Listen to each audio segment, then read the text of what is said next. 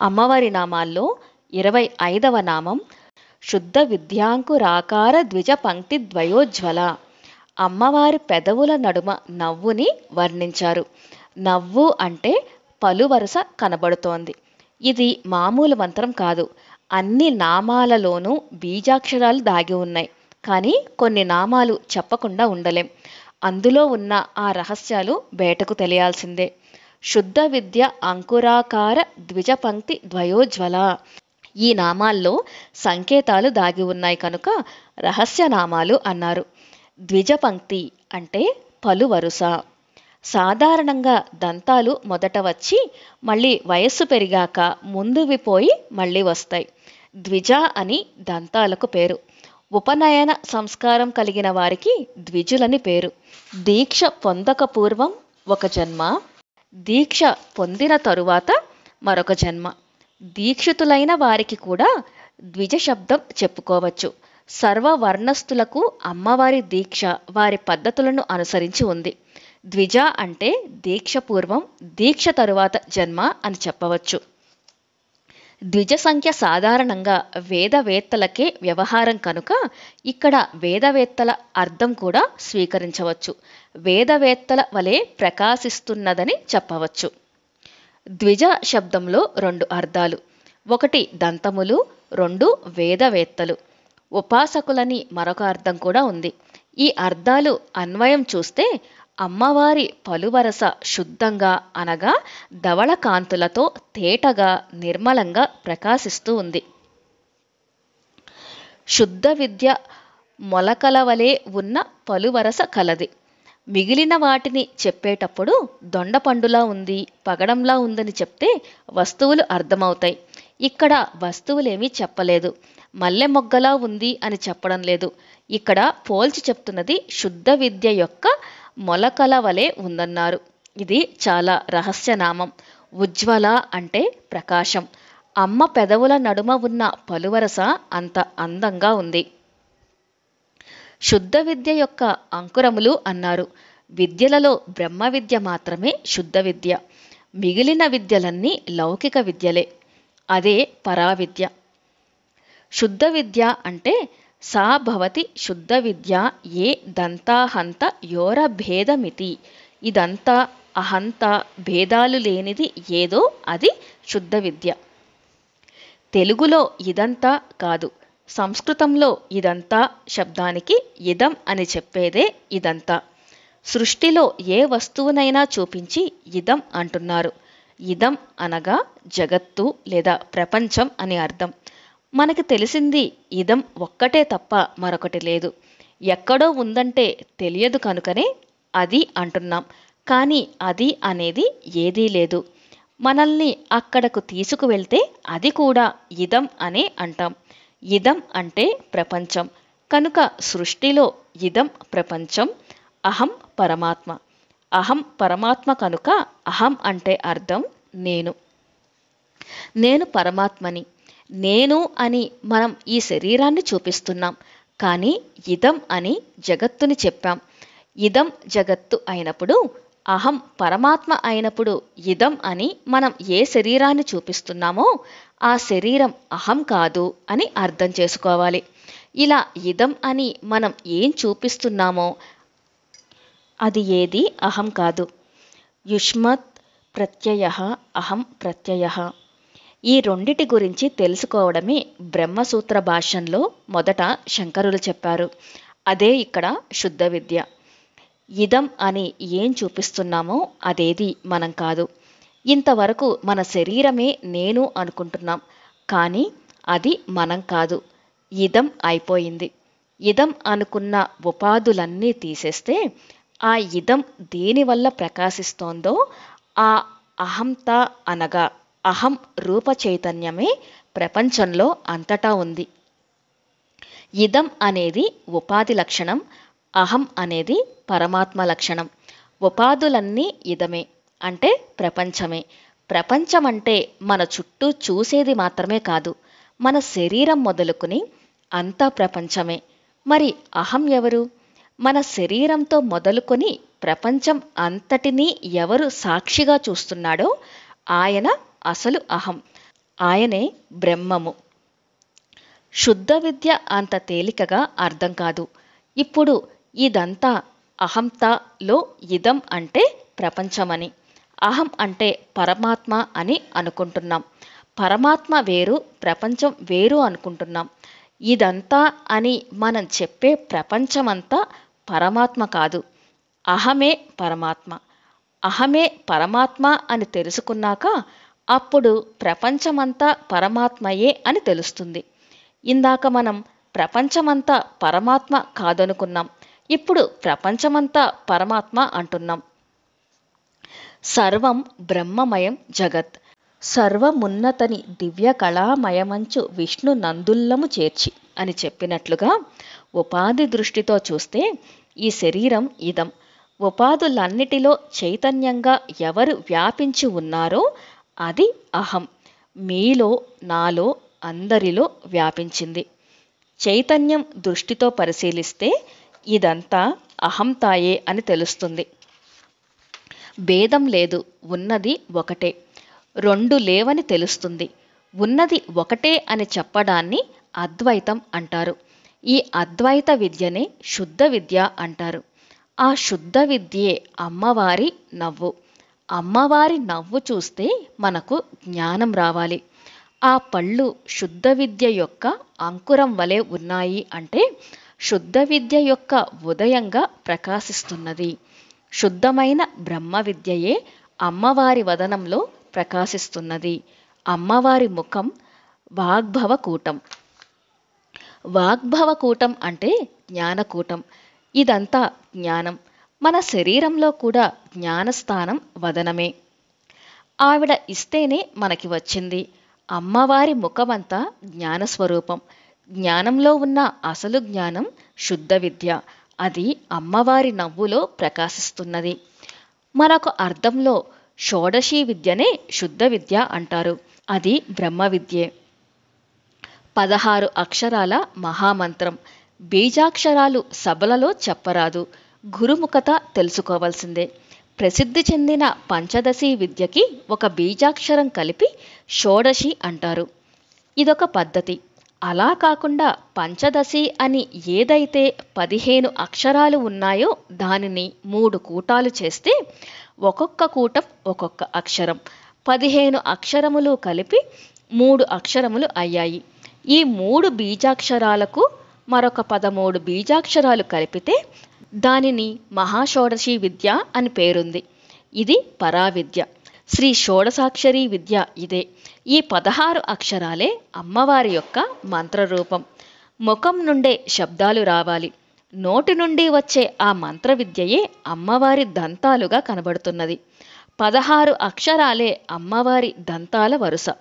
ఈ 16 అక్షరాలు ప్రతి దానిలో 2. ఒక దాంట్లో దళాలుగా ఉంటాయి, ఒక దళంలో 2 ఉంటాయి. 16 అక్షరాలలో ఒక దాంట్లో శివభాగం, శక్తి భాగం ఉంటాయి.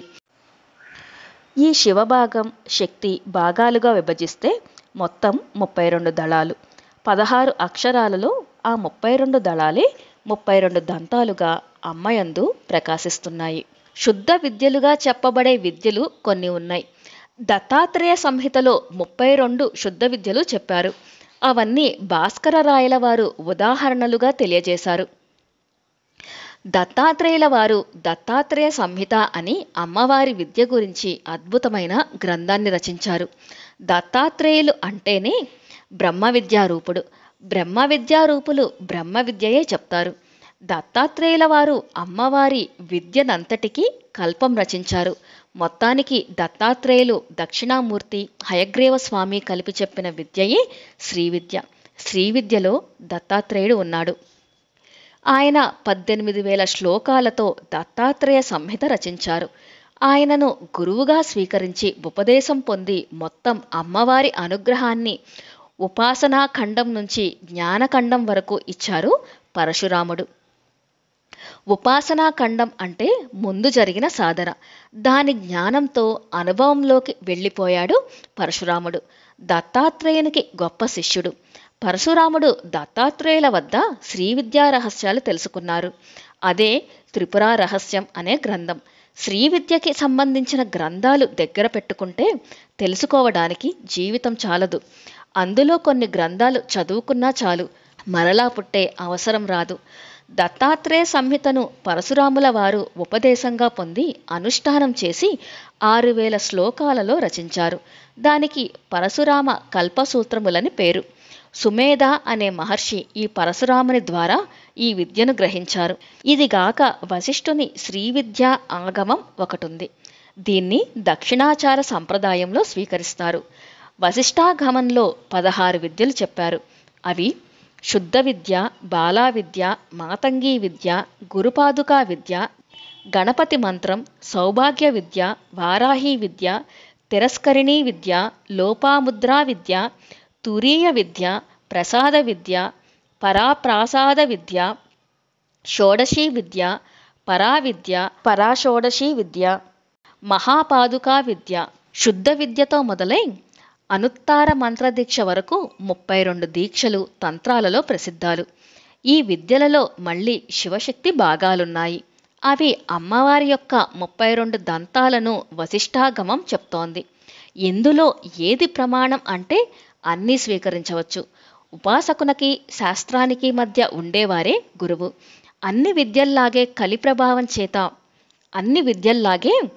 ప్రభావం చేత కలి కల్మషాల నుండి బయటపడటానికి పనికొచ్చే శ్రీ విద్యలో కూడా వాద వివాదాలు ఎక్కువైపోయాయి. ఎవరైనా భక్తిగా వారి గురువు చెప్పిన పద్ధతి ప్రకారంగా అనుష్ఠానం చేస్తుంటే ఎవరో మధ్యలో వచ్చి మీ సంప్రదాయం మంచిది కాదు, అది వామాచారం అంటారు. ఇంకొకరు వచ్చి అది దక్షిణాచారం అంటారు. ఒకరిని వేరొకరు నిందించడం కూడదు. ఎవరి సంప్రదాయం వారికి శిరోధార్యం. ఎవరి సంప్రదాయాన్ని వారు అనుసరిస్తూ ఇతర సంప్రదాయాలను గౌరవించడమే అసలైన సంప్రదాయం. ఎంతవరకైతే సాధనలో బాహ్యం ఉంటుందో అంతవరకు రాజసమే. అయితే సాత్వికానికి వెళ్ళడానికి ఏదో ముందు బాహ్యం చేస్తున్నారు. అలా చేస్తున్నప్పుడు మరింత రాజసం పెంచుకొని తమసంలోకి దిగిపోయి వాద వివాదాల్లోకి వెళ్తే సాధకుడు అయోమయం అయిపోతాడు. శాస్త్రబాహుళ్యం పెరిగే కొద్దీ అయోమయం పెరిగిపోతుంది. శాస్త్రానికి సాధకునికి మధ్య ఉండాల్సిన వారు గురువు. శాస్త్రాలు అనేకం కనుక గురువు అవసరం వచ్చింది. గురువుగారు శాస్త్ర పద్ధతిలో ఉన్న ఒక పరంపరని అనుసరించి చెప్తారు. ఆ ఉపాసనా బలం చేత అమ్మవారు అతనికి స్ఫురింపజేస్తారు. ఆయన చెప్పింది శిష్యుడు పాటించడమే. మన గురువుగారి సంప్రదాయాన్ని మనం అనుసరించాలి. మన గురువే మనకి దక్షిణామూర్తి. అమ్మవారి అనుగ్రహం కావాలంటే సాధకులైన వారి దృష్టి ఇలా మారాలని చెప్పడం జరుగుతోంది. దత్తాత్రేయ సంహితలో మొత్తం 32 శ్రీవిద్యా విశేషాలు చెప్పబడ్డాయి. అదేవిధంగా వశిష్ఠాగమంలో చెప్పబడ్డ 16 శ్రీవిద్యా విశేషాలు వాటి యొక్క శివశక్తి భాగాలు. అలాగే మహాషోడశి అని చెప్పబడుతున్న దాని యొక్క 16 అక్షరాలు వాటి యొక్క శివశక్తి భాగాలు. ఇవి 32 దంతాల యందు భావించవలసినది. ఎన్ని పలుకులు పలికినా నోటి నుండి వస్తాయి. అన్ని పలుకులకు మూలం మాతృకా వర్ణాలు. మాతృకా వర్ణాలు అంటే 50. అందులో కొన్ని ఒకే వర్ణపు విస్తారాలే. ఆ ఆ, ఈ ఈ, ఈ విస్తారమే ఈ. ఇలా కొన్ని అక్షరాలు మినహాయిస్తే ఆ 50 అక్షరాల్లోంచి 18 అక్షరాలు తొలగిపోతాయి. అప్పుడు 32 అక్షరాలు మిగులుతాయి. ఈ 32 అక్షరాలే అమ్మవారి పలువరస అన్నారు. అంటే ఆ, ఈ, ఊ, రు, లు, క, ఖ, గ, ఘ, జ్ఞ, ఛ, ఛ, జ, ఛ, ఞ, ట, ఠ, డ, ఢ, ణ, త, థ, ద, ధ, న, ప, ఫ, బ, భ, మ, స, హ. ప్రధాన మూల మాతృకా వర్ణాలు 32. మన శరీరంలో దంతాలు ఎముకలు. అమ్మవారి శరీరంలో దంతాలు అక్షర తేజస్సులు, మంత్ర తేజస్సులు, విద్యా తేజస్సులు. బ్రహ్మ విద్యా స్వరూపం షోడశీ విద్య 32 విద్యలు, 16 విద్యలు. మాతృకా వర్ణములలో ప్రధానమైన 32 అక్షరాలు. వాగ్భవకూట స్వరూపమైన ముఖంలోని పలువరుసకు ఈ మంత్ర విద్యా సమన్వయం సమంజసం. మనలను బాగు చేయడానికి వచ్చిన విద్యే శుద్ధ విద్య. అదే వేదం. ఆ వేద విద్యను అనుష్ఠానం చేస్తూ అర్హత పొంది సంస్కారం పొందిన మహాత్ములు వేదవేత్తలు. వేదం వేదవేత్తలైన విప్రులను ఆశ్రయించుకుంటుంది. విద్యాహ వైబ్రాహ్మణ మాజగామ అని వేదం. వేదవేత్తలైన బ్రాహ్మణులు ద్విజపంక్తి. వేద పఠనం చేసేటప్పుడు వేదవేత్తలు భస్మధారణ చేసుకుని ధవళ వస్త్రాలు ధరించి ఎదురెదురు వరుసగా కూర్చుని వేదం చదువుతూ ఉంటారు. అలా తెల్లని వస్త్రాలు ధరించి వేదాలు చదువుతున్న బ్రాహ్మణులు ఇటో 16 మంది అటో 16 మంది ఎదురెదురుగా కూర్చుంటే ఎంత అందంగా ఉంటారో అంత అందంగా అమ్మవారి పలువరుస ఉందని వర్ణించారు. బ్రాహ్మణుల వరుస వేదాలు వల్లెవేస్తున్నాయి. అమ్మవారి దంతాల వరుస సమస్త వేద వాగ్మయాన్ని మనకి అందిస్తున్నది. ఇక్కడ సమస్త వేదాలు వెలువడిన వాగ్భవ కూటాన్ని చెప్తున్నారు. ద్విజపంక్తి ద్వయోజ్వల అని వైదిక సంప్రదాయం బుట్టిపడేలా వసిన్యాది వాగ్దేవతలు చూపిస్తున్నారు. అమ్మవారి నోటి ధ్యానం ఎంతోసేపు ఉండాలి. ఆ దంతాలు, ఆ చిరునవ్వు, చుట్టూ ఉన్న పెదవులు చెప్పి తరువాత అమ్మ వేసుకున్న తాంబూలం పరిమళాన్ని వర్ణిస్తున్నారు. పలుకులు మాత్రమే కాకుండా అమ్మవారి నోటిలో కూడా పరిమళం ఉంది. అసలు వాక్కులకు పరిమళం ఉండాలి. పరిమళం అంటే ఇక్కడ సువాసన అని మాత్రమే అర్థం కాదు, సంస్కారం, కీర్తి. అమ్మవారి శరీరంలోకి ప్రజాపతులు దంతాలుగా వచ్చారు. దంతాలను భావం చేశామంటే ప్రజాపతుల శక్తులన్నిటికీ నమస్కారం చేసినట్లే. ఇది విరాట్ విగ్రహంగా చెప్పడం.